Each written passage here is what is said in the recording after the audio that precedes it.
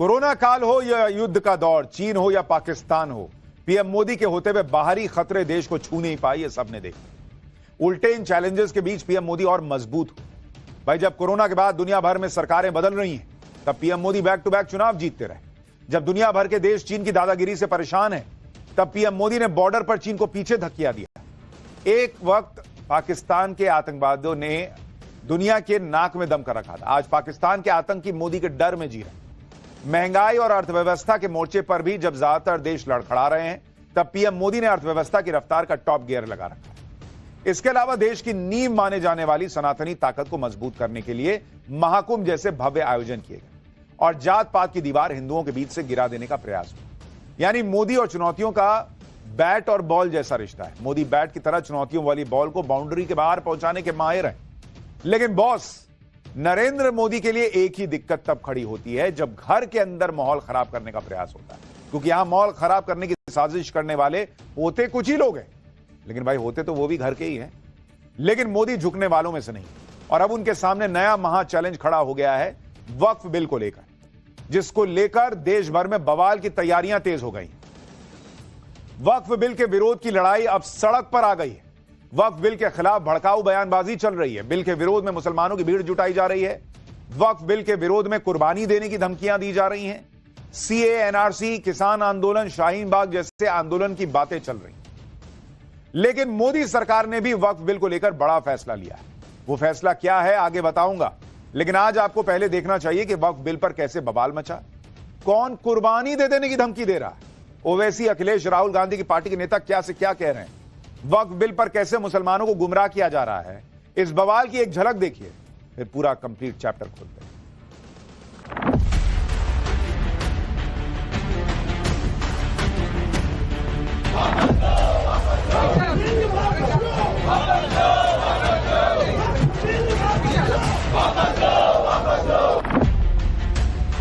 अगर नरेंद्र मोदी इस मुल्क के अमन को खराब करना चाहते हैं, वो मस्जिदों और मंदिरों के झगड़ों में इजाफा करना चाहते हैं कि बस इनफ, बहुत हो गया,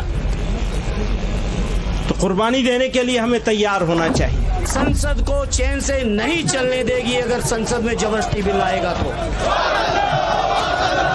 पर इस देश में आप जाइए ना, राम जन्मभूमि बोर्ड में बोलिएगा तो मुसलमान डालेंगे, डाल सकते हैं।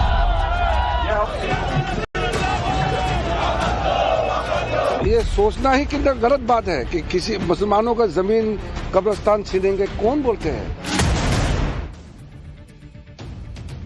दिल्ली के जंतर मंतर में आज वक्फ संशोधन बिल को लेकर जमकर हंगामा हुआ। भयंकर बयानबाजी हुई, ऐसी ऐसी धमकियां दी गई जैसे वक्फ संशोधन बिल पास हुआ तो देश में आग लगा दी जाएगी। और यह सारा हंगामा और धमकियां दी गई all India Muslim personal law board के मंच से। All India Muslim personal law board ने वक्फ संशोधन बिल के खिलाफ आज एक तरह से जंग का ऐलान कर दिया, और इसी के साथ AIMPLB यानी all India Muslim personal law board समेत तमाम मुस्लिम संगठनों के मंसूबे साफ हो गए। जंतर मंतर पर all India Muslim personal law board की अगुवाई में वक्फ संशोधन बिल का विरोध किया गया, जहां तमाम मुस्लिम संगठनों के लोग, मौलाना, राजनीतिक दलों के नेता मौजूद थे। सभी एक सुर में वक्फ संशोधन बिल का विरोध कर रहे थे। नारेबाजी हो रही थी, वक्फ बिल वापस लो के नारे लगाए जा रहे थे। भारी भीड़ जुटाई गई, दिल्ली और आसपास के राज्यों से लोग इकट्ठा किए गए, यानी वक्फ बिल के विरोध में अपनी ताकत दिखाई गई। शाहीन बाग की तर्ज पर वक्फ बिल के खिलाफ आंदोलन की बात की गई, लेकिन इस भीड़ की सच्चाई भी आपको आगे दिखाऊंगा। वक्फ बिल के विरोध में जंतर मंतर पर मौलानाओं की पूरी ब्रिगेड आ गई। ये सभी लोग मुसलमानों में बहुत सम्मानित लोग हैं। धर्मगुरु किसी भी धर्म का हो, उससे उम्मीद की जाती है कि शांति के साथ मुद्दों को सुलझाएंगे, लोगों को भरोसा दिलाएंगे कि कानून और संविधान में किसी के साथ नाइंसाफी नहीं हो। लेकिन यहां तो उल्टी ही गंगा बह रही थी।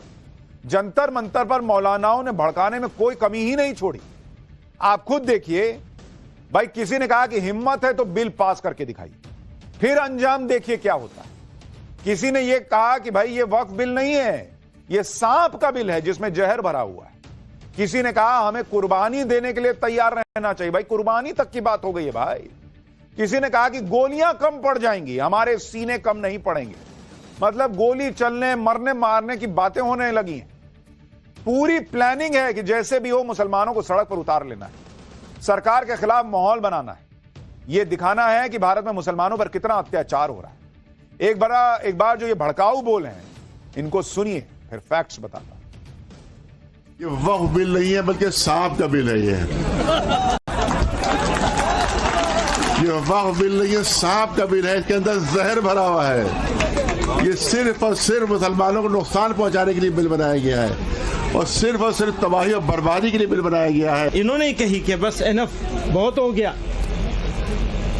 तो कुर्बानी देने के लिए हमें तैयार होना चाहिए। तो अब सिर्फ सड़क से काम नहीं चलेगा, थोड़ी तकलीफें रसन, फिर थोड़ी सी तकलीफेदार, उसके बाद है दोस्तों आराम ही आराम है। जगदम्बा पाल साहब को आप ये खबर दे दीजिए कि वो पास करके दिखाएं और फिर देखें कि क्या हश्र होता है उनका और उन पार्टियों का जिन्होंने इस बिल को पास कराया है, उसको हम दिखाएंगे। क्या दिखाएंगे? नहीं बॉस, क्या दिखाएंगे आप? उन पार्टियों को क्या दिखाएंगे आप? अगर उन पार्टियों को आप दिखाने के लिए कुछ कर रहे होते तो वो पार्टियां आज सत्ता में होती। ये सब छोड़ दीजिए बॉस। यही कर करके इस देश में ना एक पॉलिटिक्स चली है कि भाई मुसलमान अगर हमारे खिलाफ चला गया तो क्या ही हो जाए। सोचिए वक्फ संशोधन बिल को किस तरह से पेश किया जा रहा है। वक्फ बिल अभी कानून बना भी नहीं है, लेकिन जिस तरह से एनआरसी सीएए के नाम पर मुसलमानों को भड़काया गया, शाहीन बाग में महीनों प्रोटेस्ट चला, उसी तरह फिर से आंदोलन की तैयारी की जा रही। वक्फ के अत्याचार से खुद कई मुसलमान परेशान हैं, पीड़ित हैं, जिनकी जमीन वक्फ बोर्ड ने हथिया के रखी हुई है, लेकिन मौलानाओं को और ओवैसी जैसे नेताओं को अपनी राजनीति के आगे कुछ दिखाई देगा? All India Muslim personal law board के सचिव मौलाना उमरैन महफूज रहमानी ने तो वक्फ बिल के प्रोटेस्ट की तुलना जलियांवाला बाग से कर दी भाई। कह रहे हैं कि अगर सरकार जनरल डायर के रास्ते पर चलने की सोच रही है तो सुन ले, गोलियां खत्म हो जाएंगी, सीने कम नहीं पड़ेंगे। सुनिए जरा इनको। ये भी मुमकिन है कि शाहीन बाग की तर्ज पर कोई एहतजाज किया जाए तो कहने वाले एक शख्स ने कहा कि जलियांवाला बाग को नहीं भूलना चाहिए। कल डायर के रास्ते पर चलना चाहते हैं तो सुन लीजिए, आपकी गोलियां कम पड़ जाएंगी, हमारे सीने कम नहीं पड़ेंगे। कहां देश को आजाद कराने की लड़ाई और कहां ये प्रयास कि भाई जो वक्फ के नाम पर चल रहा है कि जहां उंगली रख दी वो जमीन वक्फ की, उसको थोड़ा नियमित किया जाए। वक्फ बोर्ड खत्म नहीं हो रहा है भाई। ऑलरेडी डिमांड तो ये थी कि वक्फ बोर्ड खत्म कीजिए। आपने अलग से क्या दे रखा है मुसलमानों को इस देश में? सेक्युलरिज्म है तो सबको दीजिए, नहीं तो। लेकिन नहीं, वक्फ बोर्ड खत्म नहीं किया मोदी सरकार ने। वो तो संशोधन कर रहे हैं कि मामला ठीक से चले, उसमें नाइंसाफी किसी के साथ ना हो, उस पर बवाल है। आप खुद सोचिए कि मुसलमानों को किस लेवल पर भड़काने की तैयारी की गई। गोलियां खत्म हो जाएंगी, सीने कम नहीं पड़ेंगे। हमें कुर्बानी के लिए तैयार रहना चाहिए। सीधे सीधे मुसलमानों से कहा जा रहा है कि आप सड़क पर उतरिए, हंगामा करिए। जंतर मंतर पर इसकी झलक भी दिखाई दी। डिमांड हो रही थी कि वक्फ बिल को वापस लिया जाए और नारे लग रहे थे अल्लाहू अकबर, नाराए तकबीर। इससे जंतर मंतर गूंज रहा था। सुनिए एक बार फिर वक्फ बिल के विरोध में आई भीड़ की सच्चाई आपको दिखाता हूं।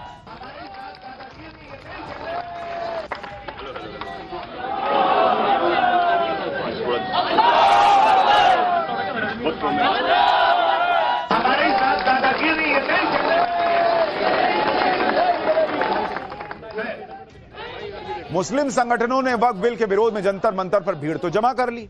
इस भीड़ की सच्चाई भी आपको बताता हूं। कोई हरियाणा के मेवात से आया था, कोई किसी और जिले से आया था। सुबह से ही लोग जमा हो रहे थे, सभी को पोस्टर बैनर दे दिए कि लोग खड़े हो जाओ। कुछ पोस्टर हिंदी में थे, कुछ अंग्रेजी में थे, कुछ उर्दू में भी लिखे हुए थे। जिन लोगों ने ये पोस्टर पकड़े थे वो खुद नहीं पढ़ पा रहे थे कि लिखा क्या है, विरोध किसका हो रहा है, क्यों विरोध कर रहे हैं। इनको ढंग से यह भी नहीं पता था, लेकिन विरोध करने आए हुए थे। मुसलमान खतरे में था। विरोध किस बात का कर रहे हैं यह नहीं पता, लेकिन मुसलमान खतरे में है देश में। जब बात करने की कोशिश की गई तो कहा गया कि बात करने से मना किया गया। देखिए वक्फ बिल के विरोध पर आई भीड़ का रियलिटी चेक क्या है। उर्दू में लिखा है, क्या आप बता सकती हैं क्या कुछ लिखा हुआ है? उर्दू तो पढ़ती है ना? नहीं भाई, नहीं दे देंगे। क्यों प्रोटेस्ट कर रहे हैं, आपको ये पता है? प्रोटेस्ट क्यों कर रहे हैं ये पता है आपको? सही रहो। हाँ तो वही मैं जानना चाहती हूँ आपसे कि आप प्रोटेस्ट किस लिए कर रहे हैं? युवा हैं। ओके। आइन के तहफ़्फ़ुज़ के लिए, परिम बिल और बुनियादी हुकूक के तहफ़्फ़ुज़ के लिए वक़्फ़ बिल वापस लो। बिल्कुल। आप कितना पढ़े लिखे बच्चे? बात करने का वक्त नहीं। आप प्रोटेस्ट क्यों कर रहे हैं? ये वक्त के खिलाफ जो प्रोटेस्ट है उसका समर्थन कर रहे हैं। आपके पोस्टर में क्या लिखा है, क्या इसका मतलब समझाकर हमें बता सकते हैं कि आप क्या मैसेज देना चाहते हैं लोगों को? देखो वहाँ से सुन लो, सब बताया जा रहा है किस लिए कर रहे हैं। क्या लिखा है, अगर आप पढ़ के बता पाए? आप पढ़ लो ना। आप बता दीजिए भाई, मेरा प्रोटेस्ट के अंदर शामिल हो। खुलासा ये है, वक़्फ़ बिल वापस लो। स्पीच क्या कुछ आपने इस पूरी स्पीच से सीखा? बस ये लो हटना चाहिए मैम, ये चीज़। लॉ के बारे में आपको कितनी जानकारी कि ये हाकिम है क्या? यही हमें तो ये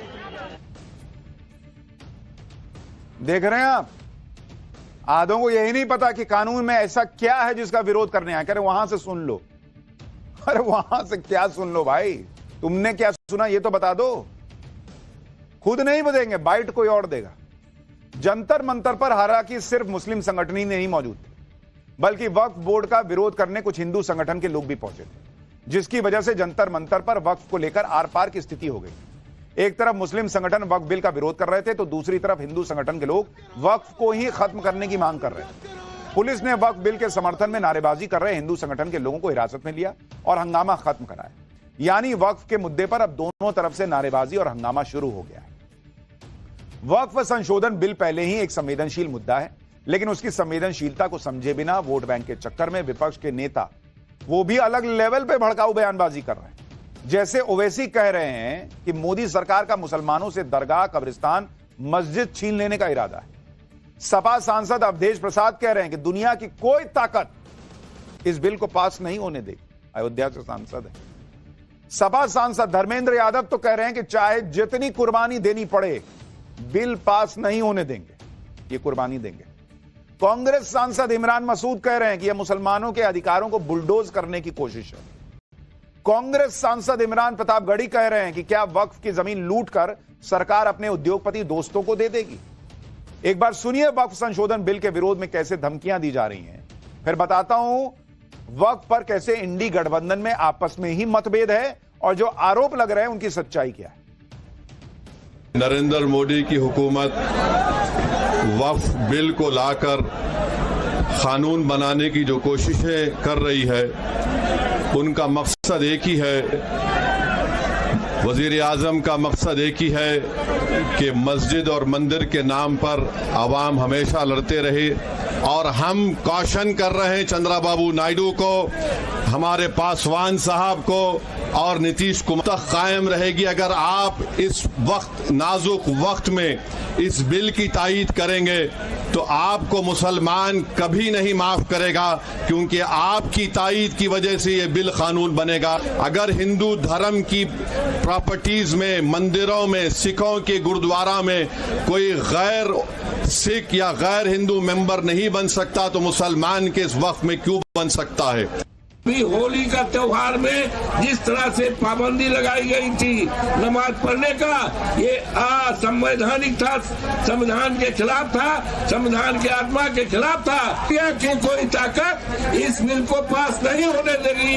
हमारी पार्टी, हमारे नेता माननीय अखिलेश यादव का, हम लोगों का स्टैंड क्लियर है। किसी भी कीमत पर इस बिल को पास नहीं होने देंगे, चाहे जितनी कुर्बानी करना पड़े। और आपको यकीन दिलाते हैं समाजवादी पार्टी को चाहे जितनी कुर्बानी भी झेलना पड़ेगा, लेकिन इस बिल को हम लोग अपना बस रहते कभी पास नहीं होने देंगे। ये हम आपको यकीन और भरोसा दिलाते हैं। मैं उस लड़ाई के अंदर अपनी छोटी सी हिस्सेदारी अपनी पार्टी के और हमारे देश के मजबूत नेता राहुल गांधी के सिपाही के तौर पर आपके बीच में करने के लिए आया हूं। और हम लोग संसद से लेकर के सड़क तक इस लड़ाई को लड़ने का काम करेंगे। जहां खून की जरूरत होगी वहां खून देंगे, और जहां आपको लड़ने की जरूरत होगी हम आपको अहली सफ के अंदर नजर आने का काम करेंगे।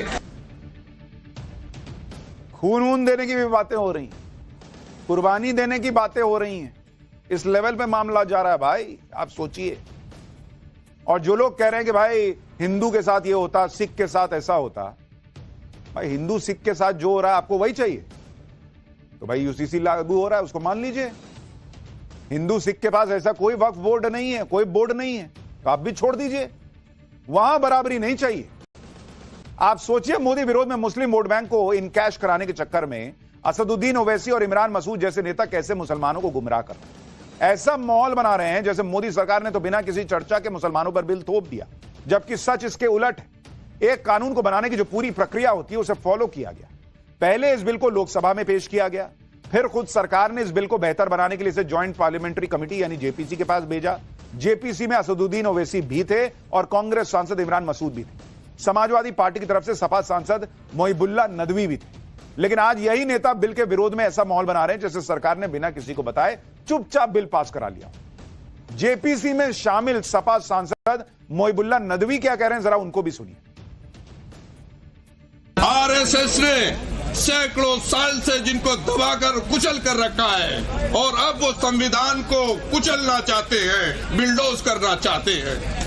समाजवादी पार्टी ने, माननीय अखिलेश यादव जी ने पहले दिन ही जब ये बिल लाया गया था साफ साफ कह दिया था कि ये कॉन्स्टिट्यूशन संविधान पर सबसे बड़ा होने वाला आजादी के बाद हमला है, हम इसको कभी बर्दाश्त नहीं कर सकते। जिस तरह से मजाक किया जा रहा है कि उनके मजहबी मामलात में दखलंदाजी की जा रही है, ये बीजेपी वो पार्टी है जो एक मुसलमान को सारे मुल्क में एक सीट लोकसभा की नहीं दे सकती, वो वक्त की रक्षा क्या करेगी। अब यह भी समझिए कि जेपीसी ने इस बिल में संशोधन को फाइनल करने से पहले कैसे मैराथन एक्सरसाइज हुई थी। लगभग हर पक्ष से इस पर बात की। बिल को लेकर 97 लाख सुझाव मिले। बिल पर गहन चर्चा के लिए जेपीसी की 36 मीटिंग्स हुई। इन मीटिंग में अलग अलग पक्षों की राय ली गई, जैसे अलग अलग मंत्रालयों और विभागों से राय ली गई, जिसमें अल्पसंख्यक कानून मंत्रालय के अलावा 15 राज्य सरकारों से बात हुई। 25 राज्यों के वक्फ बोर्ड को भी सुना गया, 5 अल्पसंख्यक आयोग को सुना गया। इसके अलावा मुस्लिम स्कॉलर्स से राय ली गई। अलग अलग राज्यों में बार एसोसिएशन को सुना गया। वक्फ संशोधन बिल को लेकर किसी की राय छूट न जाए, इसके लिए जेपीसी के सदस्यों ने मुंबई, अहमदाबाद, हैदराबाद, चेन्नई से लेकर पटना, कोलकाता, लखनऊ अलग अलग शहरों में विजिट किया। और यह सब किसी जल्दबाजी में नहीं किया गया। 8 अगस्त 2024 में जेपीसी का गठन हुआ था और उसने 5 महीने के बाद 30 जनवरी को रिपोर्ट सौंपी। जेपीसी के अध्यक्ष और बीजेपी नेता जगदंबिका पाल खुद बता रहे हैं कि जेपीसी ने all India Muslim personal law board की भी राय सुनी थी। उनकी राय को भी रिपोर्ट में शामिल किया गया है। सुनिए एक बार। जब ज्वाइंट पार्लियामेंट्री कमेटी ऑन वक्फ ने all India Muslim personal law board को इस अमेंडमेंट के बाद उस पूरी कमेटी के सामने बुलाया था और कमेटी के सामने all India Muslim personal law board ने जो अपनी बातें रखी थी उसको हमने संज्ञान लिया था। केवल संज्ञान भी नहीं लिया था हमने, बल्कि उसको अपनी रिपोर्ट का हिस्सा भी बनाया है। वक्फ संशोधन बिल पर कोई पक्ष ना छूट जाए, इसके लिए मोदी सरकार ने उन लोगों से भी बात की जो हमेशा विवादों में रहते हैं, जिनसे मोदी सरकार कभी बातचीत करने के पक्ष में नहीं रहती। वैसे तो इसी साल जनवरी में अलगाववादी समूह हुर्रियत कॉन्फ्रेंस के प्रमुख मीर वाइज फारूक दिल्ली आए थे। मीर वाइज को भी यह मौका दिया गया कि भाई वक्फ संशोधन बिल पर कुछ बात रखनी है तो रख दो। इस बैठक में मीर वाइज ने वक्फ संशोधन बिल के विरोध में भारतीय संविधान का हवाला दिया। सोचिए, वो लोग हैं जो पाकिस्तान से प्रेम के चक्कर में कभी हिंदुस्तान को कश्मीर को हिंदुस्तान का हिस्सा नहीं मानते थे। वो लोग वक्फ बिल पर संविधान की दुहाई दे रहे हैं और मोदी सरकार ने ऐसी आवाजों को भी सुन लिया कि लाओ तुम भी सुनाई तो क्या कहना। वक्फ संशोधन बिल को लेकर सड़क पर ऐसे लड़ाई लड़ी जा रही है जैसे ये बिल पास हो गया, मतलब या तो पास हो गया और पास हो गया तो पता नहीं क्या कयामत आ जाएगी। अभी तो जेपीसी की रिपोर्ट को संसद में पेश किया जाएगा। विपक्ष चाहे तो सड़क को छोड़कर संसद में असली लड़ाई लड़ सकता है, क्योंकि अभी जेपीसी की रिपोर्ट सदन में पेश होगी। बिल को लेकर जेपीसी में जो संशोधन पास हुए हैं वो सदन में रखे जाएंगे। सांसद चाहें तो संशोधन पर फिर से चर्चा कर सकते हैं। विपक्ष चाहे तो बिल में अलग से फिर संशोधन ला सकता है। विपक्ष चाहे तो संख्या बल के दम पर अपने संशोधन को पास करा सकता है। इतना ही नहीं, संख्या बल के दम पर बिल को गिरा भी सकता है। यानी अभी विपक्ष के पास वक्फ संशोधन बिल में अपने मुताबिक बदलाव करने का मौका है। भाई अपना संख्या बल बनाइए, कर दीजिए, गिरा दीजिए। वक्फ बिल को लेकर इंडी गठबंधन में मतभेद भी दिख रहा है। इंडी गठबंधन में शामिल कुछ पार्टियां कह रही हैं कि बिल पर संसद में चर्चा करेंगे। एक बार उन लोगों को भी सुनिए। देखिए, वक्फ बिल जो है जब तक वो पार्लियामेंट में पेश नहीं होता है तब तक मैं मानती हूं कि सभी को अपनी टीका टिप्पणी करना ठीक नहीं रहेगा, या अभी तक टेबल नहीं हुआ है और जिस तरीके की पूरी राजनीति उसके इर्द गिर्द हो रही है वो दुर्भाग्यपूर्ण है। All India Muslim personal board क्या करते हैं वो उनका सिद्धांत है, वक्फ बिल के बारे में जो ज्वाइंट कमेटी था वो रिपोर्ट सबमिट किया, पार्लियामेंट में उसका चर्चा होगा, हम देखेंगे। यानी उद्धव ठाकरे की शिवसेना और ममता बनर्जी की पार्टी कह रहे हैं कि हम देखेंगे संसद में, वो सड़क पर उतरने की बात नहीं कर रहे। वक्फ संशोधन बिल को लेकर सबसे ज्यादा विरोध इस बात का हो रहा है कि वक्फ के मैनेजमेंट में गैर मुस्लिम की एंट्री कराई जा रही है। ऐसे माहौल बनाया जा रहा है कि अब गैर मुस्लिम ही पूरा का पूरा वक्फ बोर्ड का मैनेजमेंट संभालेगा। अच्छा, जब अखिलेश यादव के जमाने में गैर हिंदू जो है वो महाकुंभ का आयोजन देख रहा था, तब किसी को दिक्कत नहीं, तब वो भाई धार्मिक सौहार्द की बात कि भाई एक मुसलमान को महाकुंभ का आयोजन का कार्यक्रम जो है देखने के लिए दिया था अखिलेश यादव। और अब जो है वो वक्फ बोर्ड की बारी है तो वहां कोई गैर मुसलमान नहीं होना चाहिए।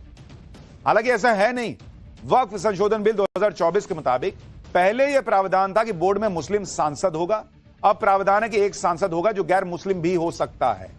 पहले मुस्लिम एमएलए एमएलसी की बात थी, अब एक एमएलए है जो किसी भी धर्म का हो सकता है। पहले वक्फ के मैनेजमेंट में कोई प्रोफेशनल नहीं था, अब 2 प्रोफेशनल्स को जगह दी जाएगी जो किसी भी धर्म के हो सकते हैं। इतना ही नहीं, बोर्ड में राज्य सरकार का भी एक अधिकारी होगा और बार काउंसिल का भी एक मेंबर बोर्ड में होगा। तो यह कहना कि राज्यों का कोई दखल ही नहीं होगा, ऐसा भी नहीं।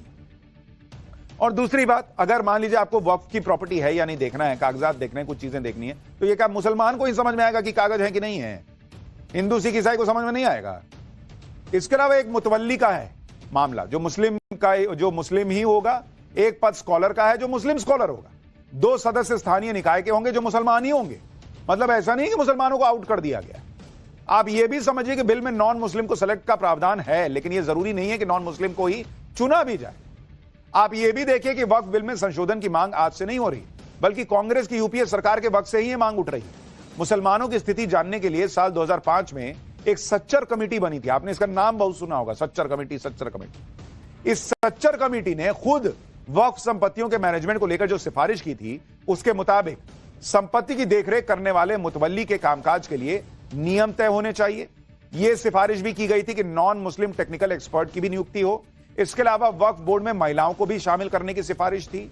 साथ ही ज्वाइंट सेक्रेटरी लेवल ऑफिसर को भी बोर्ड में शामिल होने की बात कही गई। यानी जो सच्चर कमेटी ने कहा वो मनमोहन सिंह की सरकार तो नहीं कर पाई, लेकिन आज नरेंद्र मोदी वही कर रहे हैं जो सच्चर कमेटी ने कहा था कि ये मुसलमानों के हक में है, भाई ये कर दो। और उस पर तमाशा हो रहा है, विरोध प्रदर्शन हो रहा है। यह सब इसलिए हो रहा है क्योंकि कांग्रेस सरकार ने ही वक्फ बोर्ड के मुंह पर असीमित पावर वाला, एक तरीके से कहिए, चस्का लगा दिया। आपको यह जानना चाहिए कि सारे बवाल की बुनियाद कांग्रेस की तुष्टीकरण की पॉलिटिक्स है। उसने जिस तरह से अपने राज्य में बार बार अनाप शनाप अधिकार देने का काम किया, आज उसी का नतीजा है कि मोदी सरकार वक्फ कानून लाकर सच्चर कमेटी की जो रिकमेंडेशन है उनको लागू कर रही है, रेगुलराइज कर रही है इसको, तो मुसलमानों को भी पसंद नहीं आ रहा। भाई, आजादी के बाद पहली बार 1954 में वक्फ कानून को मजबूती दी गई। उससे पहले वक्फ एक्ट 1923 वाला चलता था, जिसमें इतनी पावर नहीं थी। 1964 में अल्पसंख्यक मंत्रालय के तहत केंद्रीय वक्फ बोर्ड का गठन किया गया। 1995 में संशोधन करके नया वक्फ एक्ट लागू किया गया। वक्फ की संपत्तियों की निगरानी के लिए राज्यों में भी वक्फ बोर्ड बना दिया गया 95, तब पीवी नरसिम्हा राव की सरकार। 95 के एक्ट में गजब की असीमित शक्ति वक्फ एक्ट में जोड़ दी गई। धारा 3 के तहत अगर वक्फ सोचता है कि जमीन किसी मुसलमान की है तो वो संपत्ति वक्फ की हो जाती है और इस बारे में वक्फ को कोई सबूत देने की भी जरूरत नहीं है, ऐसी पावर दे दी गई। फिर 2013 में एक बार फिर से वक्फ एक्ट में संशोधन किया गया। मतलब जाते जाते मनमोहन सरकार ने किया। वक्फ एक्ट 1995 में संशोधन करके वक्फ बोर्ड को और अधिक अधिकार देके गई मनमोहन सरकार। तो जो सच्चर कमेटी कह रही थी वो मोदी कर रहे हैं। और कांग्रेस जो है, ये लो ना भाई, ये भी ले लो, ये भी ले लो, बस वोट दे दो वाला हिसाब चला। तो अब वही चीजें जो है वो रायता फैल गया। लोगों को लग रहा है हमसे अधिकार छीना। कोई अधिकार नहीं छीना जा रहा, कोई वक्फ बोर्ड खत्म नहीं हो रहा है। कायदे से तो सेक्युलरिज्म इस देश में है, तो वक्फ बोर्ड खत्म होना चाहिए था, लेकिन वो भी नहीं हो रहा है। वक्फ बिल को लेकर ठीक वैसे ही भ्रम की राजनीति हो रही है जैसे सीए एनआरसी के वक्त हो रही है। सीए एनआरसी के वक्त मुसलमानों को यह कहकर भ्रमित किया गया कि उनकी नागरिकता छीन ली जाए। अब वक्फ संशोधन बिल के विरोध में कहा जा रहा है कि मोदी सरकार मुसलमानों की दरगाह, कब्रिस्तान सब छीन ले। इस भ्रम की राजनीति पर ही केंद्रीय मंत्री किरण रिजिजू कह रहे हैं कि मुसलमानों को भड़काया जा रहा है, कोई किसी की जमीन नहीं छीन सकता। सुनिए एक बार। हिंदुस्तान जो है ये कानून से चलता है, संविधान से चलता है। कोई किसी का जमीन छीन सकते हैं क्या? एक एक हिंदुस्तानी का अपना हक है, उसका हक को कोई कैसे छीन सकते हैं? ये सोचना ही कितना गलत बात है कि किसी मुसलमानों का जमीन कब्रिस्तान छीनेंगे। कौन बोलते हैं? ये लाउड स्पीकर लगा करके इसको बजा करके ये गलियों में गुम करके इस तरह का बातें करना, ये तो ठीक नहीं है भाई। एक बात क्लियर है, नेता तो अपनी पॉलिटिक्स कर रहे हैं, जो मौलाना मौलवी हैं वो अपने हिसाब से चीजें कर रहे हैं, जो आम मुसलमान है उसको सोचना चाहिए बॉस। वक्फ की संपत्ति में आपका क्या हिस्सा है बताइए जरा। आपके पास कौन सी संपत्ति है? आप अपना फ्लैट खरीद पा रहे हैं कि नहीं खरीद पा रहे हैं? आप अपना घर बना पा रहे हैं कि नहीं? आप वो कर ही नहीं पा रहे। आपसे कहा जा रहा है कि वक्फ की संपत्ति के लिए जमीन सड़क पे उतर जाओ। किस बात के लिए भाई? आपका क्या लेना देना है उससे? कई मुसलमानों की तो संपत्ति छीन ली गई है इस वक्फ के जरिए। और इसीलिए आप देखिए जो लोग वहां आ रहे हैं उनमें से ज्यादातर को पता ही नहीं प्रोटेस्ट किस बात का कर रहे हैं। आप देखिए रियलिटी चेक एक और देखिए वहां की भीड़ का। ये मुझे देंगे भाई हमारे से बातचीत कर रहा हूँ कि किस तरह फ्रेंड हो हम दो। ये जो है प्रोटेस्ट किस चीज को लेकर? हमारे लोग हैं वो पीछे हो जाएंगे, हमारे जो लोग हैं वो पीछे हो जाएंगे। आपको पता है, मतलब आपको नहीं पता? आप तो यहाँ पे आए हुए हैं, आप लोग यहाँ प्रोटेस्ट पे आए हुए हैं, ये बता सकते हैं ये प्रोटेस्ट किस चीज को लेके? ये किस चीज को प्रोटेस्ट लेके है? अभी कुछ नहीं कह सकते। अब कुछ नहीं कह सकते। ये आपने ये हाथ में उठाया हुआ है, क्या प्रोटेस्ट क्यों कर रहे हैं? उधर बात प्रोटेस्ट क्यों कर रहे हैं? उधर सुनना दो उधर। There are so many people here. ये जो हाथ में अपने उठाया ये प्रोटेस्ट क्या है? कुछ नहीं कह सकते। ये क्या, ये प्रोटेस्ट सारा किसके लिए है? भाई मैंने पढ़ा आदमी दूसरा से बात कर, वो खास पता के खिलाफ हम आए हैं। हमारे बुजुर्गों ने, हमारे बड़ों ने, मुस्लिम तंजीमों ने फैसला किया, हम अपने बुजुर्गों के साथ हैं। बता, बुजुर्गों ने फैसला किया और आप आगे? हाँ बिल्कुल आ गए। ये तो हाल है बॉस, पता ही नहीं है कि आए किस बात के लिए, किस बात का विरोध करना है। जैसे सीए एनआरसी का विरोध हो रहा है, एनआरसी आई नहीं, पूछे तो पता नहीं, सीए में क्या है नहीं पता, लेकिन आ गए विरोध करने, शाहीन बाग छेक लिया। वैसे ही जंतर मंतर पे भीड़ आ गया। अरे बॉस समझ तो लो काहे का विरोध कर रहे हो, उसके बाद जितना मन करना, लेकिन जब समझोगे तो विरोध ही नहीं होगा। और ये लोग चाहते नहीं कि आप समझो। भैया देश देखो, देश अपनी जिंदगी देखो पहले। वक्फ की लड़ाई लड़ रहे जिससे कोई लेना देना नहीं। खैर, पाठशाला में अगला चैप्टर, औरंगजेब की कब्र हटाने के लिए सड़क पर उतरी भीड़, सरकार ने एक्शन नहीं लिया तो बाबरी वाला हाल होगा क्या? बाला साहब ठाकरे ने जिस औरंगजेब का विरोध किया उसी की कब्र का बचाव करने आ गए उद्धव ठाकरे क्या? औरंगजेब की कब्र पर सीएम फडणवीस का बड़ा बयान, कब्र तो हटेगी लेकिन। देखिए इस चैप्टर।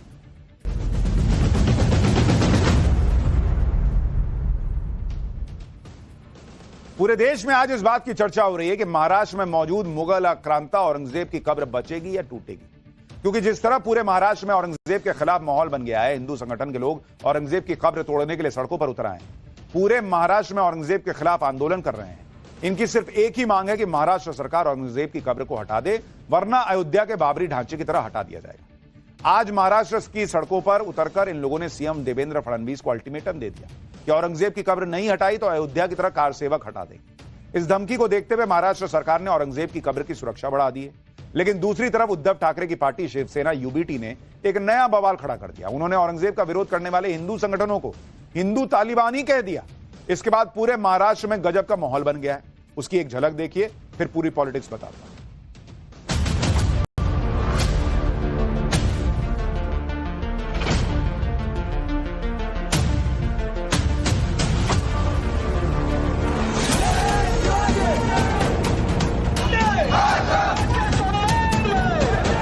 अफजल खान की कब्र हो या चाहे औरंगजेब की कब्र हो, या अगर इतिहास कोई समझने को तैयार नहीं तो इतिहास के शत्रू है, यो दुश्मन है।